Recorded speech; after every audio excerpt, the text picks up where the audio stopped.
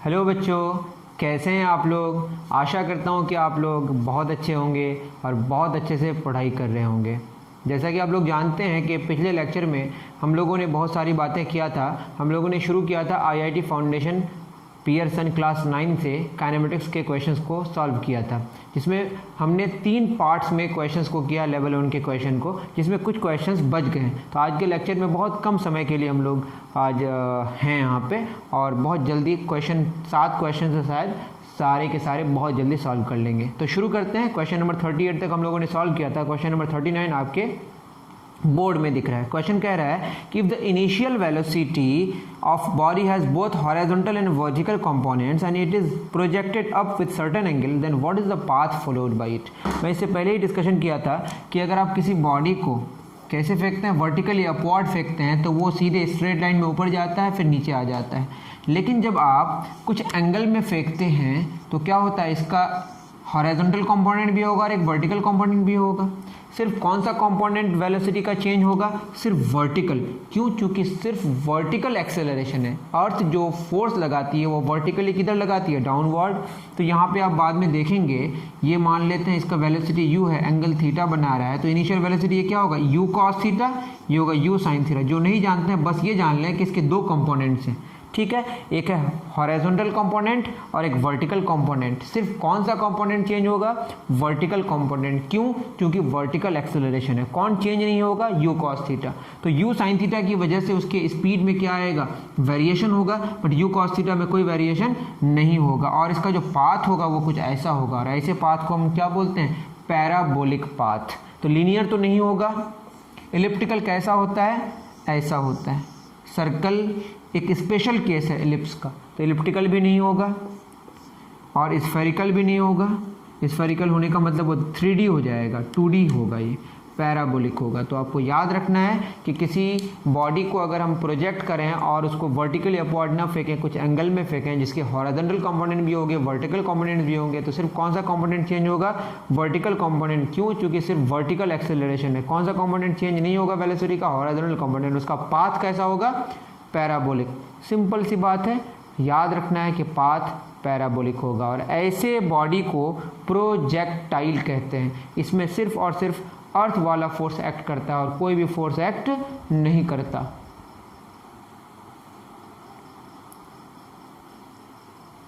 करें note down. दूसरे question की तरफ हम लोग आगे बढ़ते हैं।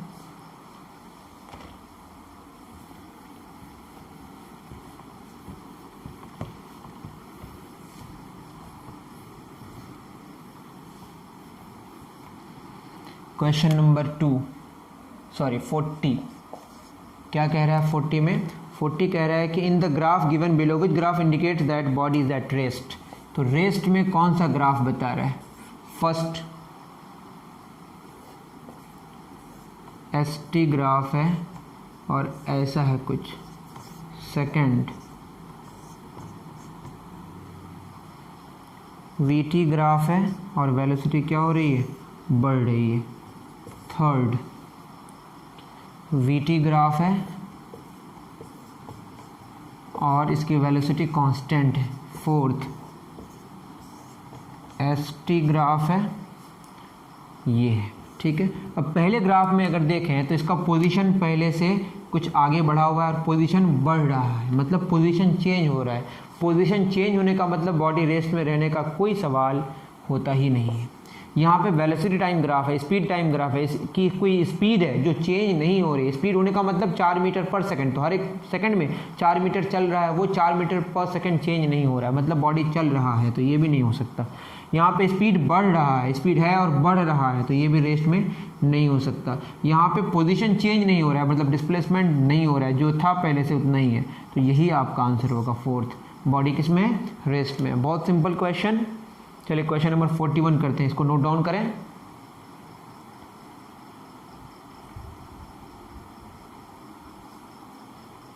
चलिए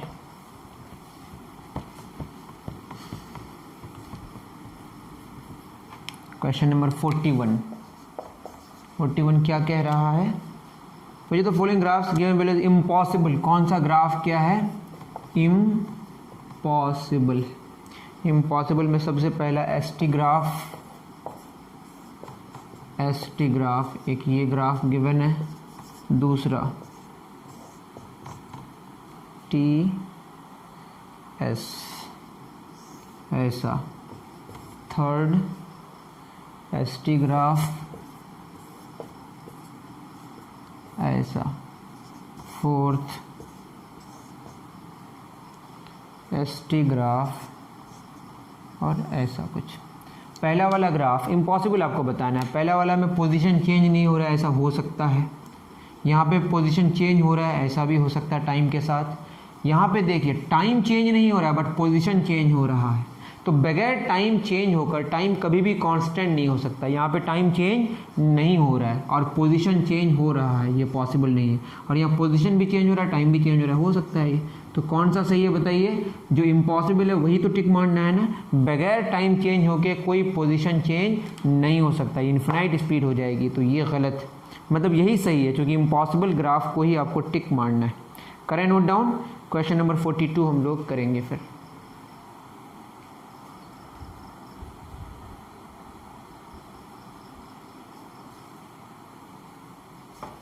चलिए,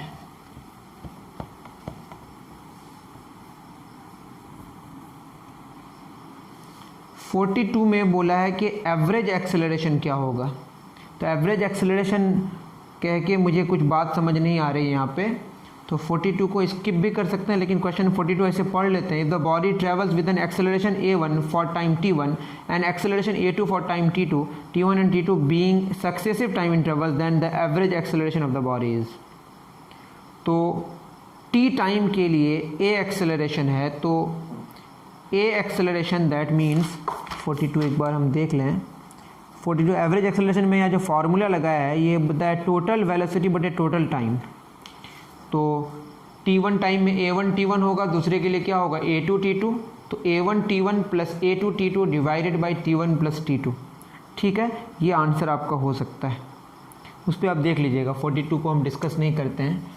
43 क्वेश्चन नंबर 43 कह रहा है if a body covers 26 metre, if a body covers 26 meter and 30 meter in the sixth, 30 meter in the sixth and 7th second, 6th second and 7th second of its interval, then of its interval, then the initial velocity and acceleration, the initial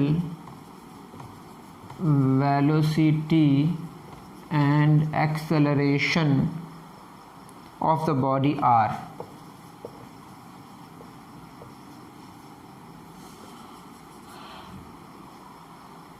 number 1 4 metre per second, number 2 4 metre per second comma 4 metre per second square, क्योंकि यहाँ पे initial velocity और acceleration दोनों निकालना है। Second 6 metre per second 4 metre per second square. Third क्या बोला है 10 metre per second 8 metre per second square. Fourth 4 metre per second square. चलिए करते हैं, क्या निकालना है आपको। अब जानते हैं कि एस nth का क्या फॉर्मूला है बताइए, u plus a over 2n minus 1। अगर हम पहला वाला बात करें, कौन सा वाला S6 कितना दिया हुआ है, S6 दिया हुआ है 26 मीटर, S6 दिया हुआ है आपका 26 मीटर। तो यहाँ से क्या निकल के आएगा बताइए, S nth u plus a over 2 into 6 minus 1 बराबर 26। तो ये क्या हो जाएगा 6 दूना 12 में 1 गया 13 बटे 2, u plus 13a over 2 is equal to 26। इसको इक्वेशन 1 मान लेते हैं। दूसरा S7 कितना दिया हुआ है बताइए, S7 दिया हुआ है आपका 30 मीटर। तो ये कितना हो जाएगा u plus a over 2 into 7 minus 1 बराबर 30। तो ये क्या हो जाएगा u प्लस 7 दूना 14 में 1 गया 13, 6 दूना 12 में 1 गया, यहाँ क्या होगा 11। यहाँ क्या होगा 13 a/2 is equal to 30, equation 2। तो इक्वेशन 1 और 2 को हम यहाँ लिख लेते हैं। क्या इक्वेशन 1 है बताइए, u प्लस 11a/2 बराबर 26, u plus 13a/2 is equal to 30। ये दोनों घटा देते हैं तो u कैंसिल, 11 में 13 गया -2a/2, 26 माइनस 30 क्या होगा -4, दो कैंसिल। तो a का वैल्यू कितना आ गया 4 मीटर पर सेकेंड स्क्वायर। ठीक है, यहाँ से हम u निकाल लेते हैं। तो u प्लस 11 गुना a कितना 4/2 बराबर 26। इसको सॉल्व अगर करें, 2 दूना क्या हो जाएगा 4, तो यहाँ से u निकल के आएगा 26 minus 22, 2 metre per second square, sorry 4 metre per second square. तो आंसर होगा 1। क्या होगा 4 मीटर पर सेकेंड इसकी इनिशियल वेलोसिटी। इसका मतलब S6 और S7 से, S6 और S7 से, है ना, क्या निकला, 2 अलग अलग इक्वेशंस आ गए जिसमें हमारे अननोन्स क्या क्या हुए u और a, 2 अननोन्स 2 वेरिएबल, ये 2 अननोन्स और 2 इक्वेशंस। तो आपके दोनों इक्वेशंस को हमने सॉल्व करके u और a का वैल्यू निकाल लिया जो कि चाहिए था। करें नोट डाउन, फिर क्वेश्चन नंबर 44 पर डिस्कशन करेंगे।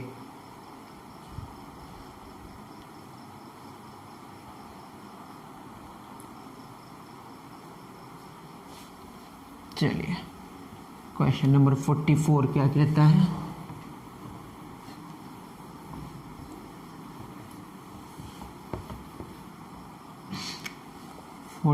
कह रहा है इफ अ बॉडी, हो गया 44, the ratio of maximum Heights reached, the ratio of maximum height reached by 2 bodies projected vertically upwards, by 2 bodies projected vertically upwards is A is to B, then the ratio of their initial velocities, then the ratio of their initial velocities, A is to B, a square is to root b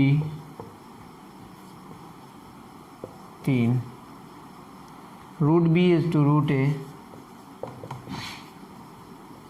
4, root a is to root b. चलिए इस question को solve करते हैं। बहुत simple है, आप जानते हैं कि वी स्क्वायर बराबर क्या होता है यू स्क्वायर प्लस 2as। एक बॉडी को जब नीचे से ऊपर की तरफ प्रोजेक्ट किया जाए, इनिशियल वेलोसिटी इसकी क्या है u, ठीक है ना, और एक्सेलरेशन किधर लग रहा है नीचे, तो एक्सेलरेशन क्या हो जाएगा -g। तो v फाइनल वेलोसिटी क्या हो जाती है 0 मैक्सिमम हाइट पे जाके, तो 0 स्क्वायर बराबर u square minus 2g, height मान लेते हैं कितना है h है, ठीक है 2gh। तो ये क्या निकल के आएगा h, u स्क्वायर बराबर 2gh, या h बराबर u स्क्वायर बटे 2g, ये फार्मूला हो गया। और क्वेश्चन में गिवन है कि h1 और h2 का रेशियो कितना गिवन है, h1 h2 का रेशियो गिवन है आपका a:b, और h1 है कि u square by u1 square by 2g, ये क्या हो जाएगा un1 square by 2g divided by u2 square by 2g बराबर a बटे b। शायद इस तरह का क्वेश्चन कराएं हम, 2g कैंसिल, तो u1 बटे u2, ये दोनों में स्क्वायर उस पार जाके क्या हो जाएगा स्क्वायर रूट a बटे b। यह आंसर हो जाएगा u1 बटे u2 बराबर root a is to root b। कौन सा आंसर होगा, ऑप्शन 4। आई थिंक बात आपको समझ आ गई होगी। लास्ट क्वेश्चन है, सिंपल सा क्वेश्चन है, उसको करेंगे और हमारा आज का लेक्चर समाप्त हो जाएगा। जैसा कि मैंने कहा था बहुत छोटा सा क्लास होगा ये।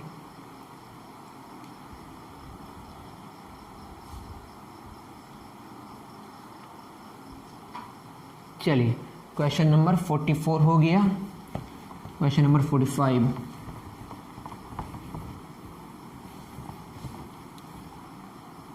क्वेश्चन नंबर 45 क्या कहता है, a particle moves along a circle of 6 metre a particle moves along a circular path या circle of 6 meter radius such that 6 meter radius such that the arc of the circular track, the arc of the circle covered subtends an angle, covered subtends an angle, subtends an angle of 30 degree at the center, of 30 degree at the center. Find the distance covered by the body. Find the distance covered by the body. Number 1 कितना बोला है? Pi metre, तेरा pi metre. Number 3 4 pi metre 6 pi metre, 4 pi metre 6 pi metre. Simple सी बात है, अगर circle में घूमेगा तो पूरा का पूरा कितना होता है? 2 पाई आर. कितना डिग्री घूमा? 30 डिग्री. तो पूरा घूमने से उसका डिस्टेंस कितना होगा? 2 पाई आर. दैट इज़ अगर मैं बात करूं 360 डिग्री पूरा घूम जाए तो कितना डिस्टेंस कवर करेगा? 2 पाई आर. तो 1 डिग्री में कितना करेगा? 2 पाई आर बटे 360 डिग्री. कितना डिग्री की बात कर रहा है? 30 डिग्री की बात कर रहा है. सिंपल 2 पाई आर बटे 360 डिग्री इंटू 30 डिग्री कितना हो जाएगा? 0 0 कैंसिल, 12 से 2 6 के 12. तो पाई बटे 6 गुना आर कितना? 6 6 6 कैंसिल. कितना मीटर? Pi metre. तो आंसर क्या होगा? Pi metre. बहुत ही आसान, बहुत ही आसान. ठीक है, तो आई थिंक कि आपको लेवल 1 में कहीं पे दिक्कत नहीं होगी. एक है एवरेज एक्सेलरेशन वाला, तो टोटल वेलोसिटी बटे टोटल टाइम. आप थोड़ा सा अगर देख लें हिंट को तो आपको भी बात समझ आ जाएगी. बेकार क्वेश्चन है. हम लोग नेक्स्ट लेक्चर लेवल 2 का करेंगे और लेवल 2 में अच्छे अच्छे क्वेश्चंस हैं, उस पर डिस्कशन करेंगे. लेकिन थोड़ा सा उसमें हम लोग थोड़ा सा क्या लेंगे? इंटरवल. थोड़ा सा कुछ दिनों बाद शुरू करेंगे, हो सकता है 3-4 दिन के बाद शुरू करें. तो अभी के लिए इतना ही. दीजिए इजाज़त. थैंक यू वेरी मच मेरे प्यारे बच्चों.